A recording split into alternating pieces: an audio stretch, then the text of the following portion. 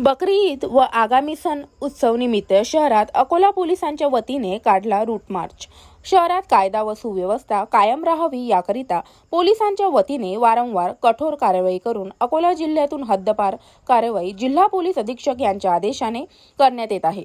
त्याच पार्श्वभूमीवर अकोला शहरात कायदा व सुव्यवस्था अबाधित राहू नये यासाठी आगामी सण उत्सव निमित्त अकोला पोलिसांच्या वतीने शहरातून डाबकी रोड, भीमनगर चौक, दगडी पूल मार्गे अकोला शहरात पोलिसांच्या वतीने बकरी ईद निमित्त व आगामी सण उत्सव लक्षात घेता रूट मार्च काढण्यात आला।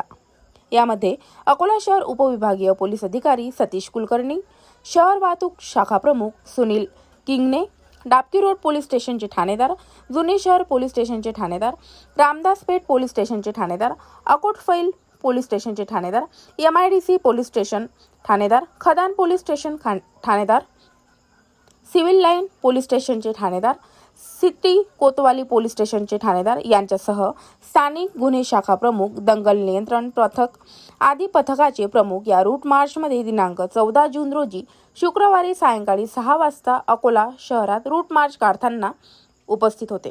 शेयर करना कानूनी गंभीर अपराध है।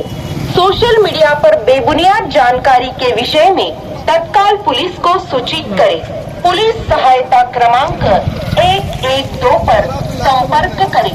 अकोला पुलिस दल की ओर से जनहित में जारी।